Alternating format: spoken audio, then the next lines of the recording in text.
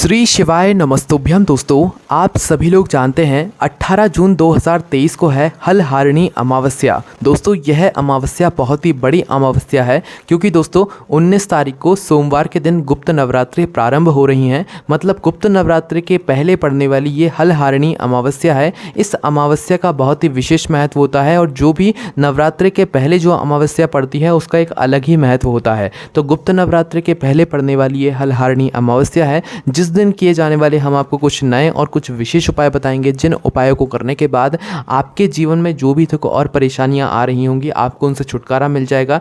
या अगर आपके घर में पितृदोष से जुड़ा हुआ कोई संकट होगा तो वो भी दूर होगा। साथ ही अगर आपके जीवन में कोई ऐसी समस्या चल रही है जिसके बारे में आपको कुछ समझ नहीं आ रहा है कि ये दुख और समस्या कहाँ से आ रही है, तो भाई ये वीडियो आप पूरा देखिएगा, उपाय को समझिएगा, उपाय को अच्छे से कीजिएगा। आपको निश्चित ही आपके घर में खुद ब खुद जो है फल की प्राप्ति यहाँ पर हो जाएगी। आपके जीवन से दुख और समस्याएं दूर हो जाएंगी।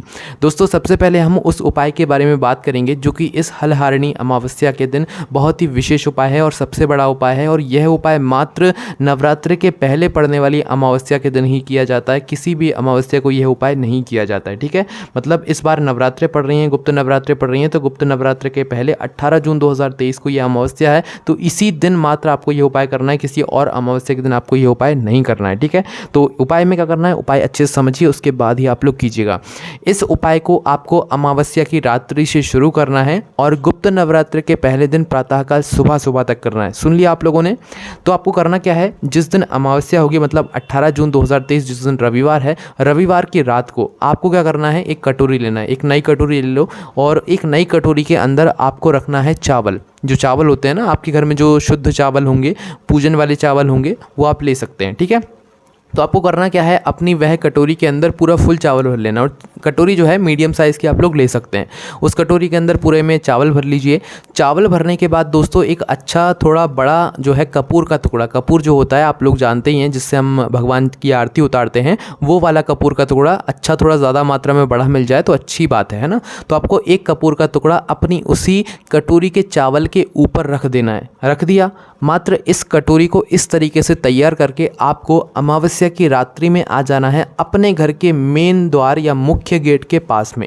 मुख्य गेट के पास में आ गए, अब मुख्य द्वार की चौखट पर या मुख्य द्वार की वहीं पर जो दीवार होगी वहाँ पर आपको इस कटोरी को रखना है। क्योंकि अगर आप ज़मीन पर रखेंगे तो कोई भी आकर जो है उसे फैला जाएगा या आपका जो है उपाय पूरा नहीं हो पाएगा। इसीलिए आपको अपने मुख्य द्वार के बाहर की साइड या आपके अपने मुख्य द्वार की दीवार पर जो है इस कटोरी को सुरक्षित एक स्थान पर रख देना है, जहाँ पर आपकी ये कटोरी पूरी रात जो है सुरक्षित रखी रहे। ठीक है, इस तरीके से। तो इस कटोरी को आप अपने घर के मेन गेट मुख्य द्वार पर रख दीजिए और सिर्फ मुख्य द्वार पर रखना है, किसी और गेट पर नहीं रखना है। ठीक है, मेन गेट मुख्य द्वार पर आप लोग इस कटोरी को रख दीजिए। पूरी अमावस्या की रात्रि में आप रखे रहने दीजिए। सुबह सुबह एकम लग जाएगी, मतलब गुप्त नवरात्रि का पहला दिन होगा, गुप्त नवरात्रि प्रारंभ हो जाएंगी, तो आप स्नान कर लीजिएगा, शुद्ध हो जाइएगा और प्रातःकाल जल्दी जल्दी उठकर ही ये सब काम कर लीजिएगा। उसके बाद आपको करना क्या है, अपने साथ में एक माचिस लेकर इसी कटोरी के पास आना है जहाँ पर आपने इस अपने मुख्य द्वार की चौखट पर इस कटोरी को कपूर रखकर जो है रखा हुआ है। ठीक है, इसके पास आइए। सबसे पहला काम, इस कटोरी को बिना उठाए आपका क्या रहेगा कि आपको अपनी माचिस जलाकर इस कपूर के टुकड़े को जला देना है।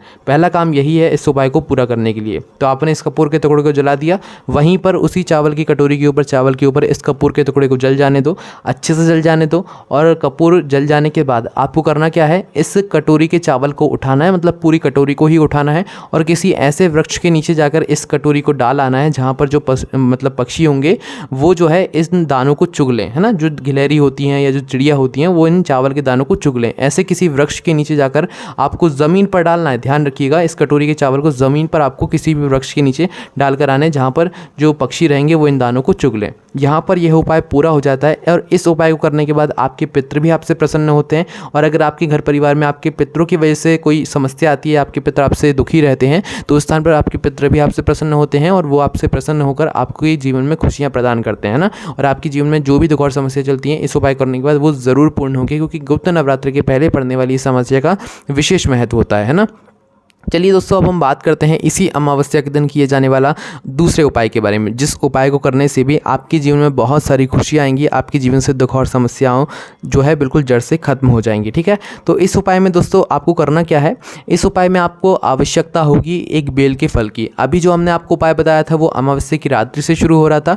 इस उपाय को आपको अमावस्या के दिन ही प्रातःकाल सुबह सुबह करना है और सुबह के 10 बजे से पहले आपको इस उपाय को पूरा कर लेना है। इस बात का विशेष रूप से ध्यान रखिएगा। ठीक है, अमावस्या के दिन सुबह सुबह 10 बजे से पहले आपको इस उपाय को पूरा कर लेना है ना। तो इस उपाय में आपको करना क्या है, इस उपाय में आपको ज़रूरत होगी एक बेल के फल की। बेल का फल क्या होता है, जो बेलपत्री के वृक्ष में एक गोल गोल सा फल लगा हुआ होता है, उसे बेल का फल कहते हैं या बेले का फल कहते हैं। तो आपको करना क्या है, अमावस्या के दिन ही प्रातःकाल सुबह सुबह या एक दिन पहले आप लोग क्या करो, उस बेल के फल को तोड़कर रख लो, उस बेल के फल को अपने घर में लाकर रख लो। ठीक है, लाकर आप लोगों ने रख लिया। उसके बाद अमावस्या के दिन प्रातःकाल सुबह सुबह आप 7-8 बजे करीब उठ जाइएगा और उठने के बाद आपको करना क्या है कि उस बेल के फल के अंदर से उसका सारा गुर्दा निकाल लेना है। मतलब उस बेल के फल के अंदर जो भी चीज़ होगी वो आपको पूरी खाली कर देना है, मात्र जो बेल के फल का ऊपर का जो कवर होता है वो आपको बचा कर रखना है। ठीक है, तो अंदर से पूरा गुर्दा आप लोग निकाल लीजिए।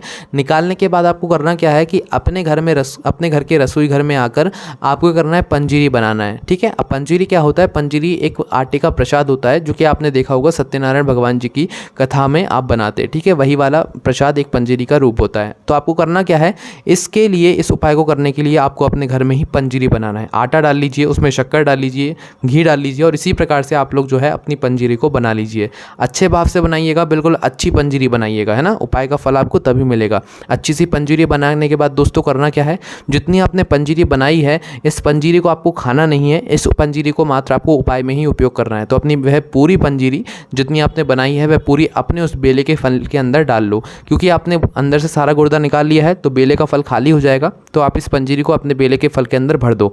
भरने के बाद आपको करना क्या है, सबसे पहला काम आपका ये रहेगा कि आपको अपने पूरे घर में इस बेल के फल को अपने हाथ में लेकर पूरे में घुमा देना है। ठीक है, और जब आप इस उपाय कर रहे हो तो आपके घर में सभी जो सदस्य हैं उन्होंने नहा लिया हो, मतलब स्नान कर लिया, उस बात का विशेष रूप से आप लोग ध्यान रखिएगा। ठीक है, तो आपको करना क्या है, इस बेल के फल को लेकर अपने पूरे घर में घूमना है। आपको पूरे घर में आप इस बेल के फल को लेकर घुमा लीजिए और घुमाने के बाद आपको करना क्या है, आपके घर में जितने भी सदस्य हैं, जितने भी लोग हैं, उन सभी लोगों के हाथ से, हथेली से इस फल को एक बार स्पर्श करा लेना, मतलब मात्र छुआ लेना है ना। स्पर्श कराने के बाद, छुआने के बाद आपको इस बेल के फल को लेकर अपने घर से बाहर निकलना है। बाहर निकलकर अपने घर के आसपास जो भी एक पीपल का वृक्ष हो उस पीपल के वृक्ष के पास में जाना है। पीपल के वृक्ष के नीचे जाकर दोस्तों वहाँ पर आपको एक गड्ढा खोदना है, थोड़ा अच्छा गहरा गड्ढा खोदिएगा। उस गड्ढे को खोदने के बाद अपनी इस मतलब बेले के फल को, जिसके अंदर आपने पंजीरी भरी हुई है, इसको वहाँ पर डाल देना है और गड्ढे को ऊपर से भर देना है। भरने के बाद यहाँ पर यह उपाय पूरा हो जाता है। ठीक है, इस उपाय को करने के बाद भी आपके घर परिवार में जो भी दुख और परेशानियाँ चल रही होंगी, जिनके बारे में आपको खुद भी नहीं पता होगा कि ये परेशानियाँ किस वजह से आ रही हैं, तो वो परेशानियाँ अपने आप ही आपके घर परिवार से दूर हो जाएंगी इस उपाय को करने के बाद। दोस्तों इस उपाय को अमावस्या के दिन 10 बजे से पहले कर लीजिएगा। अब दोस्तों इस बार की जो अमावस्या है वो 18 जून 2023 मतलब रविवार के दिन पड़ रही है और रविवार के दिन पीपल के वृक्ष के नीचे नहीं जाया जाता है और इस उपाय में आपको पीपल के वृक्ष के नीचे जाना पड़ रहा है। तो दोस्तों आपने अपने कैलेंडर में देख लीजिएगा कि 18 जून को भी अमावस्या है और 17 जून को भी जो शनिवार का दिन है उस दिन भी अमावस्या है, क्योंकि उस दिन से अमावस्या शुरू हो रही है। ठीक है, तो आपको करना क्या है, आपको इस उपाय को 17 जून को करना है, शनिवार के दिन करना है। रविवार के दिन इस उपाय को नहीं करना है, क्योंकि इस उपाय में अगर आप रविवार के दिन पीपल के वृक्ष के नीचे जाएंगे तो वो गलत होगा। आपको पीपल के वृक्ष के नीचे रविवार के दिन नहीं जाना चाहिए। तो आप इस उपाय को 17 जून को कर सकते हैं, कोई दिक्कत नहीं है। अन्यथा इस उपाय को 18 जून को मत कीजिएगा। पीपल के वृक्ष के नीचे आपको इस उपाय को करने के लिए नहीं जाना है, इस बात का ध्यान रखिएगा। ठीक है, चलिए दोस्तों अब हम बात करते हैं अगले उपाय के बारे में, जो कि आपको इसी अमावस्या के दिन ज़रूर करना है। दोस्तों अमावस्या के दिन अपने पितरों के लिए आपने एक दीपक तो ज़रूर कभी ना कभी लगाया होगा शिव महापुराण कथा का उपाय सुन के, जो कि बहुत ज़्यादा ज़रूरी होता है और यह अमावस्या आपके पितरों के लिए बहुत ज़्यादा विशेष है। और दोस्तों इस अमावस्या के दिन भी आपको अपने घर से एक दीपक तैयार करना है, जो कि लंबी बाती का होगा और उसके अंदर शुद्ध देसी गाय का घी आपको डालना होगा। ठीक है, तो इस प्रकार से यह दीपक तैयार करके लंबी बाती रखकर शुद्ध देसी गाय का घी डालकर अपने घर के आसपास जो भी नदी, बावड़ी या तालाब हो वहाँ पर जाना है और वहाँ पर जाकर इस दीपक को नदी में, पानी में, जल में प्रवाहित नहीं करना है। वहाँ पर जो भी एक घाट बना हुआ हो, अच्छी सी जगह बनी हुई हो, वहाँ पर अपने इस दीपक को रखना है। उस दीपक की बाती का मुख दक्षिण दिशा की तरफ करना है और दक्षिण दिशा की तरफ करते हुए इस दीपक को आपको जला देना है। कुछ आरती नहीं उतारना है, बस दक्षिण दिशा की तरफ करके इस दीपक की बत्ती को आपको जला देना है।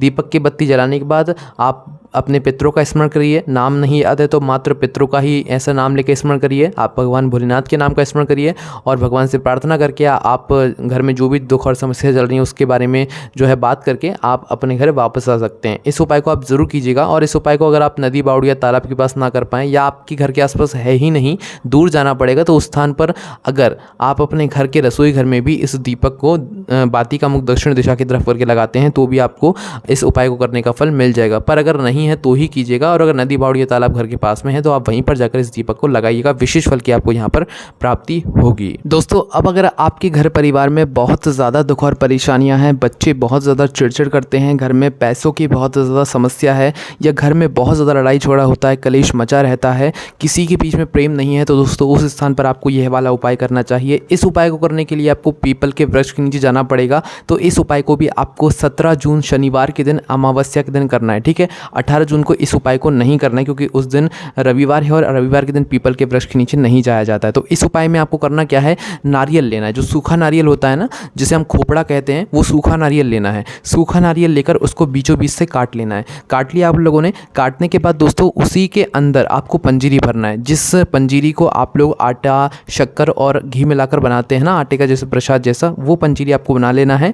और इस उपाय को आपको अमावस्या के दिन सुबह सुबह ही करना है, प्रातःकाल सुबह सुबह। ठीक है, तो अपनी वह पंजीरी को बनाकर इस मतलब जो है नारियल के अंदर भर लीजिए। क्योंकि आपने 2 टुकड़े कर लिए नारियल के, तो एक नारियल के टुकड़े के अंदर भर लीजिए और इस दूसरे टुकड़े को इसके ऊपर वापस से रख दीजिए। जैसा नारियल था वैसा का वैसा कर दीजिए इस पंजीरी को भरने के बाद। ठीक है, अब आपको करना क्या है कि इस नारियल के ऊपर आपको मोली लपेटनी है। जो लाल धागा होता है ना, जो मतलब पूजा में उपयोग में लिया जाता है, वो वाला लाल धागा। अब आपको इस लाल धागे को इसी नारियल के ऊपर पूरे में लपेटते जाना है, अपने पूरे घर में घूमते हुए। एक जगह खड़े होकर नहीं लपेटना है, पूरे घर में घूमते हुए आपको इस मोली को, लाल धागे को इसी नारियल के ऊपर लपेट देना है, जिससे कि ये धागा खुले ना। ठीक है, पूरे में आपने लपेट दिया अपने पूरे घर में घूमते हुए। इसके बाद आपको करना क्या है वो आप ध्यान से सुनिए। आपके घर के आसपास जो भी पीपल का वृक्ष हो, उस पीपल के वृक्ष के नीचे जाना है। ठीक है, और वहाँ पर गड्ढा खोदना है आपको। गड्ढा खोदने के बाद अपना नाम और अपना गोत्र बोलकर, पिपलाद महादेव का नाम लेकर, काशी विश्वनाथ जी का नाम लेकर, इस मतलब ये जो आपका नारियल है, इसको वहाँ पर गड्ढा खोदकर पीपल के वृक्ष के नीचे गाड़ देना है। गाड़ने के बाद इसको आपको ऊपर से मिट्टी से ढक देना है। ढकने के बाद वहीं पर आपको 2 पत्थर रख कर आ जाना है। कितने? 2 पत्थर या कंकड़ जो होता है, मतलब थोड़े बड़ी मात्रा में पत्थर हों, वो 2 पत्थर आपको वहीं पर रखे आ जाना है। ठीक है, आ गए आप लोग। ये उपाय आपको अमावस्या के दिन इतना कर लेना है। उसके बाद में दोस्तों दूसरा दिन, मतलब सोमवार के दिन, जिस दिन गुप्त नवरात्रि लग जाएंगे, उस दिन वापस से आपको इसी पीपल के वृक्ष के नीचे जाना है। और क्या लेकर जाना है? दूध और जल लेकर जाना है। एक पात्र में दूध लेकर जाइएगा थोड़ा सा, और एक पात्र में जल लेकर जाइएगा। ठीक है, तो उसी जगह पर आप पीपल के वृक्ष के नीचे पहुँचिएगा आप लोग, मतलब दूसरे दिन। और दूसरे दिन जाकर आपको क्या करना है कि आपको वहाँ पर